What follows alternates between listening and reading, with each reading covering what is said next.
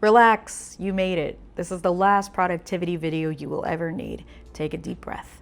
How to make yourself do it, 100% success rate. And as usual, I will give you the secret right at the top of the video. It's not discipline, it's not motivation, it's definitely not willpower.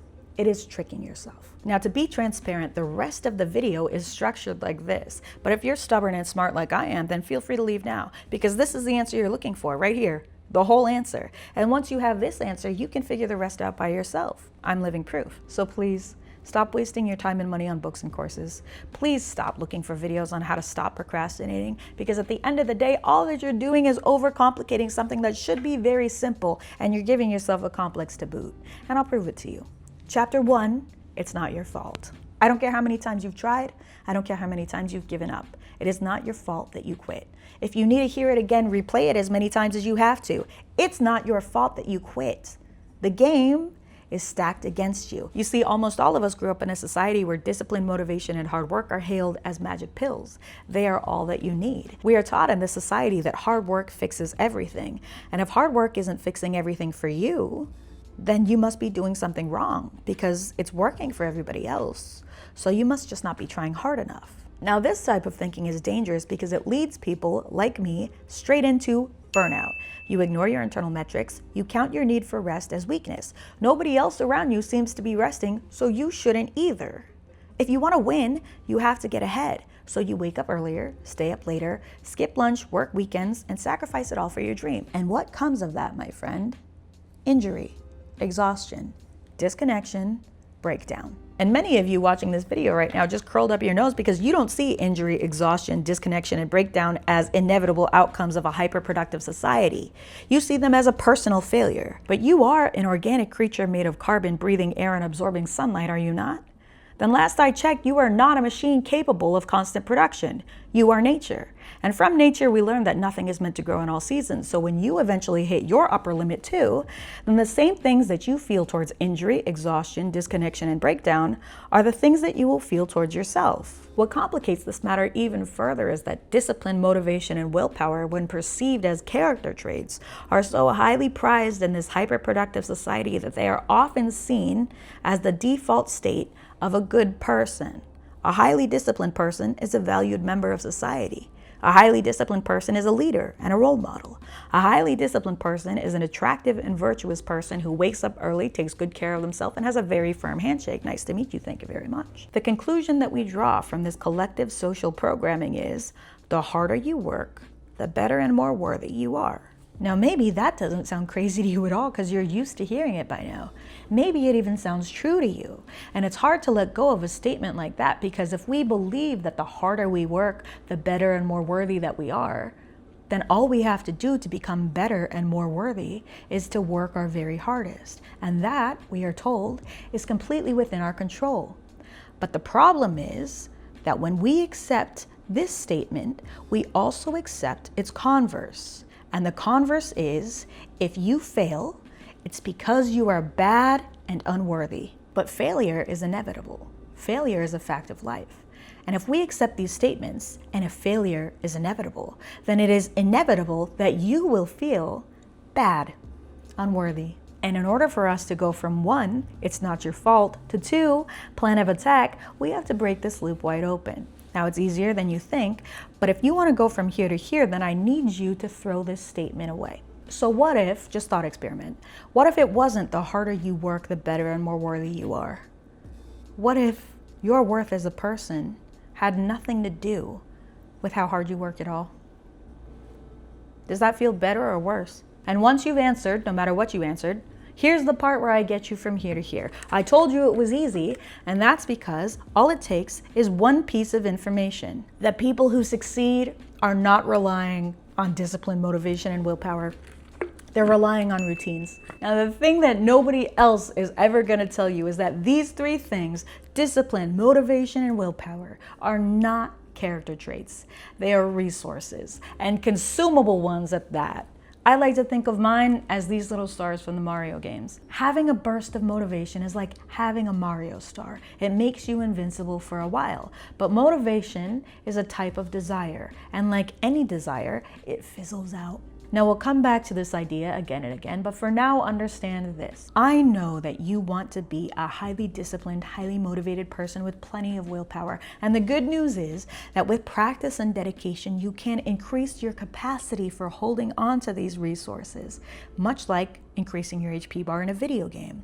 And then you can use these limited resources much more efficiently, not for accomplishing your goals, but for setting up your routines. Sidebar on routine. Your brain creates routines the way that a wagon creates grooves in a road. If you drive the same wagon over the same road every day, then eventually what you get is very deep grooves in the road that your wagon slides into automatically anytime that you're on that road. If you want to change your routines, you have to consciously avoid letting your wagon fall into those grooves. Now this is really hard to do because the second that you stop paying attention, there the wagon goes. Boom, right back into the ruts that it's already made. Willpower is the attention that you use to keep your wagon out of those grooves. Willpower is hard and constant work, and it requires a massive amount of sustained energy over time. And that means that no matter how strong and determined you start out, you will run out of energy eventually, and you will not be able to keep your wagon out of those grooves. So when you have excess willpower,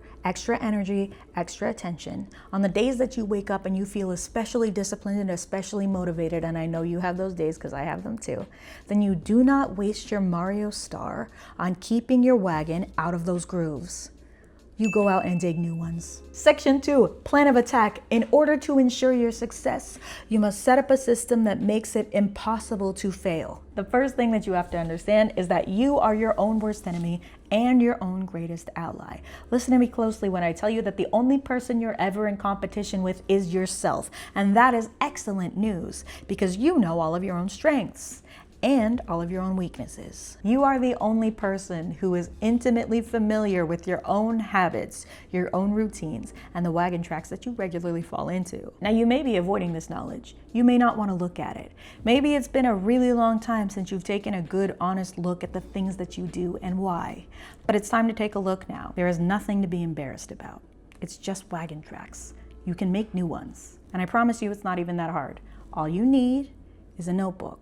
So go get one now. Step 1, open to a new page. Write this word at the top. Put some numbers at the top of the page and now you take inventory. What are your current habits? What are your daily routines? And don't tell me you don't have one because everybody has one. It's not just the people who wake up at 6 a.m. and go running first thing. It's everybody. And I want you to pay special attention to the habits that you suspect lead into other habits. Example, maybe you stay up late and then wake up late and then pull out your phone first thing in the morning and then go on TikTok and then spend 2 hours in bed scrolling through stuff that you don't even want to see. Fine, write that down. Maybe you skip breakfast and get so hungry by lunchtime that you cannot help but get Taco Bell every single day because it's right next to the place that you work. Fine, write that down. Now wait, before you actually write anything down, I am going to give you one more very important instruction and you have to promise me that you're going to follow it to the letter. It is a very simple instruction. You are not allowed to judge these habits. They are just wagon tracks. They have nothing to do with who you are as a person. And in step 1, you threw this out anyway, so there's nothing to be ashamed of now. In order to change, you have to know what it is you're changing. So just write it down. Don't edit yourself. Think hard and try your best to make this an exhaustive list. The more that you let your own embarrassment get in the way here, the more that you lie to yourself, the harder you're going to make this process. If you feel resistance, great news. You have a notebook right there in front of you. Flip it over to the back page. Now it's a journal. Write how you feel on that back page, cry if you have to, and move on. You're going to have feelings, that's fine. But that's not the point of this exercise. Do not let it stop you. Do not let it get in your way. Get back to making your list. Now the goal here is not to stop any of these habits. You are looking to start things. Keep an eye open for places where you can fit new habits. Put a star next to something that you suspect can be turned into something new. Example, you want to begin reading and you notice that every night you spend a couple of hours scrolling on your phone before bed. You suspect that that time can be used for reading instead. Star. Now that's as far as we're going right now. Don't get ahead of me. Trust the process. Step 2, break it down. You want to do something. It's very important to you or you wouldn't have made it this far into the video. In all likelihood, you've tried to do this thing before and failed, or you are so afraid of failing at this thing that you've never tried to do it, even though it's sitting right there at the forefront of your brain as I'm speaking to you about it right now. You know what I'm talking about. It's that thing. Let's make this concrete. You want to write a book. Now, when you sit down to write your book, the act feels terrifying and overwhelming. So in order to avoid feeling terrified and overwhelmed, you stop writing your book. You get up. Now, you've tried to write your book many times before, but every time you've become terrified and overwhelmed, and now you're afraid to try again. You decide that maybe you're not a writer, because if you were, then of course you'd be able to do the thing that writers do. Congratulations, you've made a shame loop. Now remember, my friend, you already threw this out, so you can relax. You are not bad, you are not unworthy, you are just having a hard time writing your book. But think back to kindergarten. When you had trouble reading a book, did you decide that you were never going to read again? Did you conclude that you were just not a reader? That was just not something that you were? No. What did you do? You broke it down, word by word, letter by letter. So what do we do with hard things? We break them down. See, what you have to understand is that the act of writing a book is not a singular task that you can set out and accomplish in one go. It is a repeated process that must be done again and again and again in order to chip away at a larger goal. How do you eat an elephant? One bite at a time. How do you write a book? One page at a time, one word at a time, one letter at a time. Then the goal cannot be to write a book. The goal is to write a letter, a word, a page, every single day until the book is done. If you wrote 1,000 words a day, you would finish a novel in less than 90 days. Listen to me. If you wrote 1,000 words a day, you would finish your novel in less than 90 days. And how do you write 1,000 words a day? One letter at a time. So now that you know that your goal of writing a book is not the singularly accomplishable task that you fear, but rather a series of diligently performed rituals done to the best of your ability over time, then you will find that you suddenly have two things within your immediate control. Number one, how often you do the ritual. Number two, how well you do the ritual. That's all it takes. New page. At the top of the page, write this word, now. Break your goal down. Get clear on the exact set of actions that must be done in order for you to accomplish your goal of writing a book or making your graphic novel or becoming a famous actor or swimming the English Channel. What do you need to do? No. Small, smaller, smaller. So small that it feels stupid even to write it. Do not write swim every day. Write wake up. Write get in the car. Write drive to the pool. Write put on your swimsuit and then your goggles and then your swim cap. Write get into the pool. See, what you're doing right now is you are using your Mario star. The motivation that you feel right now will fizzle out. And what happens after that point depends entirely on how specific your new routine will be. See, I told you at the top of the video that you are your own worst enemy and your own greatest ally. You're doing ally work now because you know that at some point you're not going to want to do this thing that you want to do. How do you know? Because it's happened every single time so far, and you are not magic. Willpower is not going to get you there. So what do you do to ensure you do the things you want to do even when you don't want to do them? You make it impossible not to do them. See, swim every day is just way too hard. Get in the car, drive to the pool, park in spot 6B, go inside, put on your swimsuit, put on your swim cap, get in the pool, swim 10 laps, go home. That way, when life happens, when you're tired, when you were out the night before, when you get your heart broken, when you decide that you just don't want to do this thing anymore, you will have in this notebook a set of tiny little instructions that you can do to ground you while you move towards your goals, one step at a time. The smaller, the better. That you can do. No Mario star required. Step 3. You're almost there. With the right reason in mind, and if you have a big enough HP bar already, you may be able to make it to your goals with just the first 2 steps alone. Maybe discipline, motivation, and willpower will carry you there. Maybe you're the type of person who has built up the ability to hold enough of those consumable resources. But that's not the type of person that I am. I, with all of my accomplishments and accolades, will weasel out of any new routine that I possibly can. I happen to like my old wagon tracks. They are easy and fun. There's a reason why I've had them this long. And as a wise man once said, why do today what you can put off until tomorrow? So for the people like me, we only have 1 step left. Step 3. Make it impossible to lose. Now, everything that I taught you in steps 1 and 2 are things that I've learned from the hundreds of books that I've read on this topic over the past decade. But this part, step 3, is something that I made up myself, so I need you to keep it secret. Because step 3 can only be classified as lying, cheating, stealing, and conniving. And I'm not sure that I want the whole world to know that I use trickery and manipulation to get myself to do what I want. But I do, because it works. Now, I don't know you. So I can't give you the specific set of instructions that you're gonna need for this part. You're going to have to figure it out yourself. But what I can give you is examples. So here is my example. I can tell you with 100% clarity that if I had to swim the English Channel for some reason, the first thing that I would do is move to a building with a pool and get an apartment on the ground floor. Why? Because I know myself, and so I know that if I have to drive myself someplace in order to do something, the chances of me actually doing that thing drop by about 70%, especially if it's first thing in the morning. If I have to drive there, I am not going, and I am not doing it. I know myself, so I know that. Fine. The second thing that I would do is purchase myself a zip-up wetsuit. Why? Because I don't like being wet and I don't like being cold. And I especially don't like pulling a wetsuit over my head. I've done it before. It sucks. And if I had to do it every single day, I simply would not. And most important of all, if I had to swim the English Channel for whatever reason, I would not use my Mario Star to go training in the pool. I would use it on my phone, training my Instagram algorithm to only show me content about swimming the English Channel. Not for motivation, but because I know that my favorite procrastination method is scrolling on my phone. And guess what?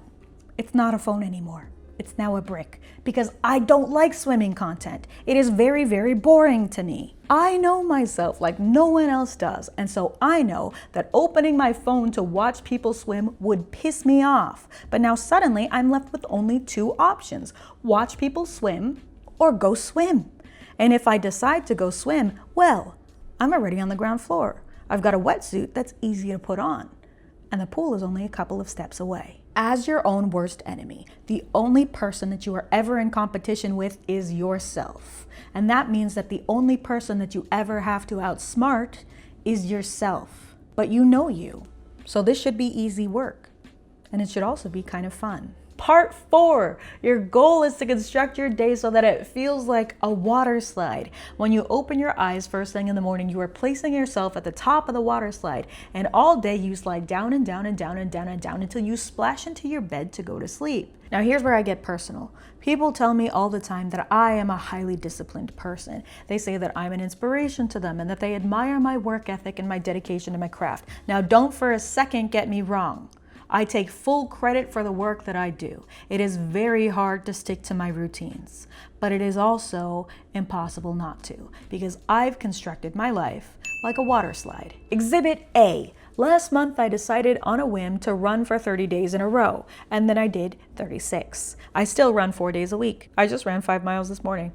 And how did I do it? Like this. I wear a fanny pack when I run because before I did, I had to carry my phone in my hand, and I didn't like that. I scouted my running routes beforehand because if I had to make decisions mid-run, it would confuse me, and I didn't like that. I set aside the top drawer of my dresser and filled it with all of my running gear because if I had to dig around for workout clothes in the morning, it would piss me off, and I didn't like that. The entire goal of the Waterslide method is to make your rituals as frictionless as possible. My shoes, hat, sunscreen, and fanny pack all hang on the back of my door. Why? Because when I'm walking out the door, there they are. Now when I say, know thy enemy, know thyself, this is what I mean. I know that I don't like being dirty, and I knew that I was going to be running every day. So with the amount of running outfits that I had, it was inevitable that I was going to run out of clothes eventually. So the way that I saw it, I had two options. 1, do more laundry. 2, buy more clothes. Both of these options were annoying to me for their own reasons. If the goal is to go running every single day, then the goal is to figure out how to stay clean without doing more laundry or buying more clothes. Now, you know yourself, so here's a pop quiz. What would you do? Think of something, and then I'll tell you what I did. For extra credit, tell me what you did, because it may spark somebody else into coming up with an idea that they desperately need. You done? Here's what I did. I got in the shower with my clothes on.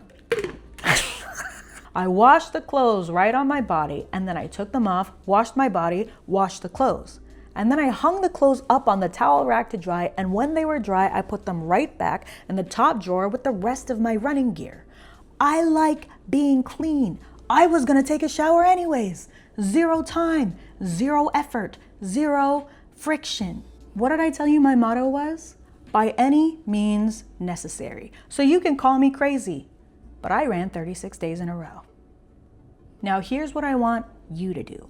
Open up your list. Look at the page that you labeled before. You see all those stars? Evaluate them with new eyes, enemy eyes, ally eyes. Think like an evil little jester and trick yourself. Now, I told you I don't know you like that, so this is the part you're gonna have to figure out on your own. But here are some ideas to get you started. You wanna read more? Put the book you're reading open face down on top of the MagSafe phone charger that I know you have next to your bed. When you go to charge your phone at night, you have to move the book.